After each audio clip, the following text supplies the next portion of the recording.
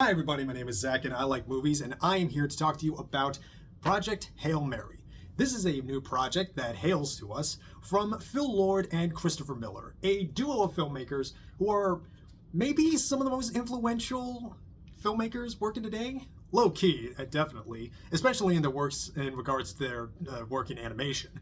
All the way back to their days in Clone High to when they made Clyde with a Chance of Meatballs, but especially when they made the Lego movie, and then even up that game even further with the Into the Spider-Verse series, which we are still seeing the influence of, hell, just the first one, and even the way they stepped up the game in Across the Spider-Verse. Those movies are fantastic. They really are new benchmarks in terms of like not just in terms of animation, but also of like sort of meta comedy and reference understanding and paying homage and crafting new avenues for long-lasting characters like Spider-Man. But today we're talking about Project Hail Mary, which is their first live-action movie in a couple of years, and it stars Ryan Gosling as a as a seventh-grade science teacher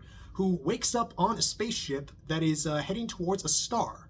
And as we find out, the Project Hail Mary is a mission that was designed, as we find, and eventually, slowly, we find that's revealed that the sun is dying. That there's like this stream of little microorganisms that is basically eating the sun, and the sun is starting to die. And in like 30 years or so, the Earth will start to cool down very rapidly. So Grace wakes up alone on this on the Hail Mary ship, and he's in space. And in space, he meets an alien, and then it kind of becomes a buddy comedy where the two of them try to figure out this. They figure out how to solve their shared issue of how do we stop the sun from dying. So it's a movie that definitely has some. It's a movie that definitely has a lot of familiarities in terms of like this kind of genre of this specific subgenre of sci-fi, where like it's just guy in space doing guy alone in space doing things. And there's certainly some similarities. There's a little bit of Interstellar here. There's a bit of sunshine in terms of like, at least in the sense of like we have to stop the sun from dying. And there's there's also a little bit of a very underrated movie, Ad Astra, in this. And especially given that this is an adaptation of an Andy Weir novel with a screenplay from Drew Goddard, there's almost naturally a non-zero amount of The Martian in this. Especially, I think, in terms of like how Ryan Gosling's character really is able to like navigate that his not just his solitude, but also the way that he's able to like sort of keep the screen alive and with just him carrying it. And on that topic, I really think that this is a kind of movie that kind of does live and die by its main star. And you really do need a star here, somebody that can really like command a screen and be entertaining, be very funny, and but also like still carry on the emotional weight of the story itself. Which and Ryan Gosling, especially lately, this latest avenue that Ryan Gosling's in, it's really he absolutely nails it. This is like definitely like a little closer to like in terms of like his performance. It's a little close. It's sort of like this interesting interesting in between, and like the sort of like comedic sensibilities of Ken, but has like but still maintains a sense of maturity like his Neil Armstrong in First Man, which is another underrated movie. And here he does really good work. He's got excellent comedic timing, as we all know by now, but especially I think in the way that especially when he starts to interact with the alien. And something I really love this kind of movie and it's true of The Martian. It's true of The Martian. It's true of Interstellar. It's a movie where it is populated almost exclusively through brilliant montages of process. So there are many scenes of Ryan Gosling sciencing the shit out of things, and it is these really fascinating, these really entertaining and satisfying sequences where we and it's told almost entirely visually, almost through no words at all, where Gosling's faced with a situation and he has to like figure out like how to get through this. Like when he first sees an alien ship and he's like trying to get away from it, but but it's following him. It didn't just notice him; it followed him. And oh wait, it's sending something. Oh, it wants to talk to me. How do I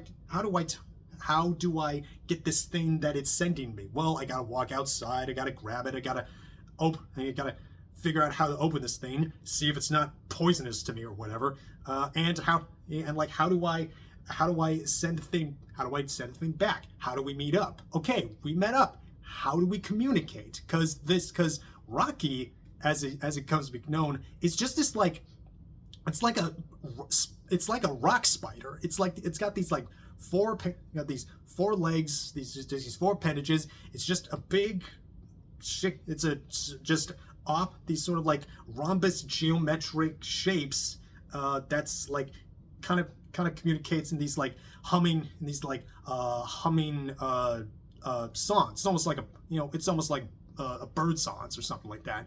And it's just he's trying to figure, and he has to go through this process of okay, you say one thing and I'm able to make that, okay, that means one, that means two, that means three, that we can, then it's like word association, and then he gets a translator, then he's got a translator going, and it has all of that really just crunchy, fun, just process porn, and it's really fun, and like it's really fun watching somebody who is good at the thing that they do and figure out how to make the thing they're good at work in their favor. And eventually they strike up this friendship, and my god, this is like something about like it's something about just a guy making friends with like an alien. It's never not satisfying, and man, it probably is because of Ryan Gosling, or at least an actor like Ryan Gosling, that is able to make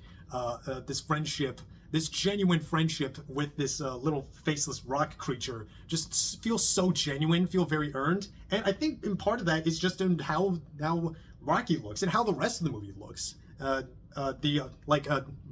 Especially no small help thanks to the cinematographer Greg Fraser, who is one of our best working today. He has done, famously, he's done like the latter Planet of the Apes movie with Matt Reeves. He did the Batman. He did the Dune movies. We got him here, and it looks, and like, man, this movie looks really, really good when it needs to.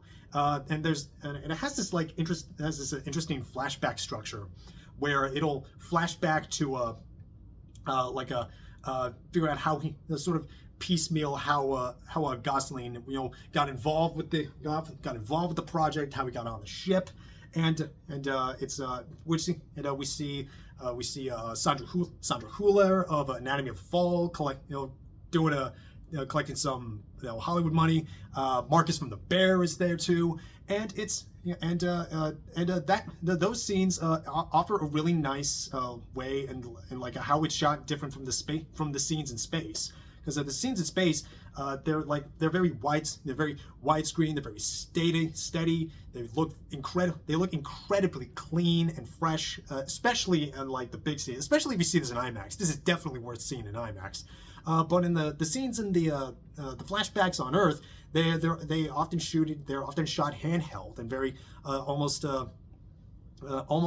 feel a little claustrophobic at times, and especially since they changed the aspect ratio in these scenes, and like the contrast really speaks, and the visual effects look really great. Again, like Rocky looks very looks really great in like when he's like all rolling around with himself.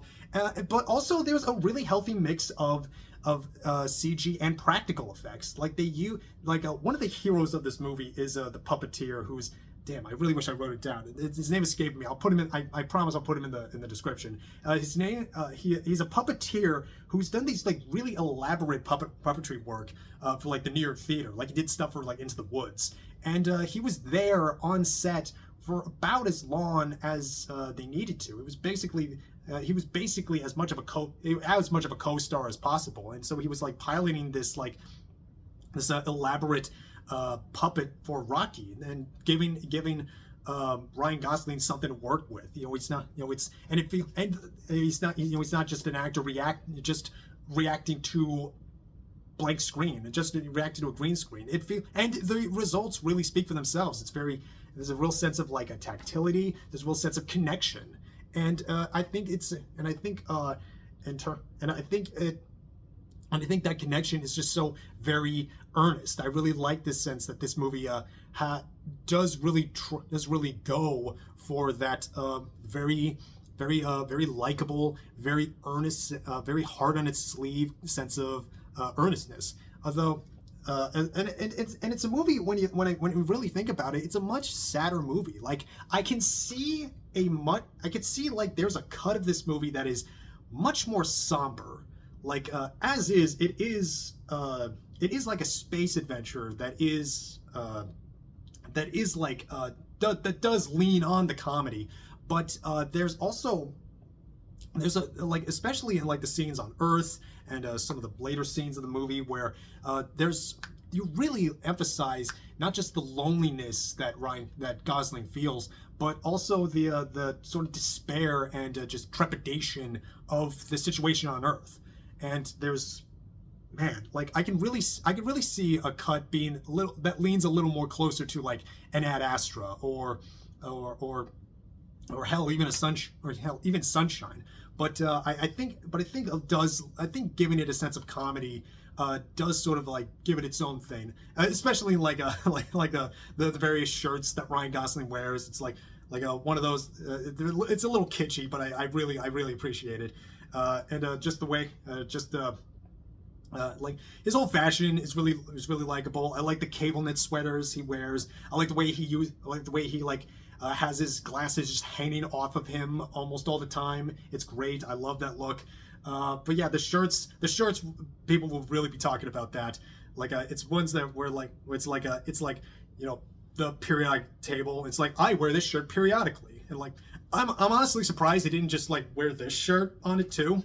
But honestly, the humor of this movie is gonna be one of those things that really will be hit or miss with some people. I've seen it be described as like very like 2010s millennial core, and honestly, it does sort of lean into that sort of, well, that just happened tone.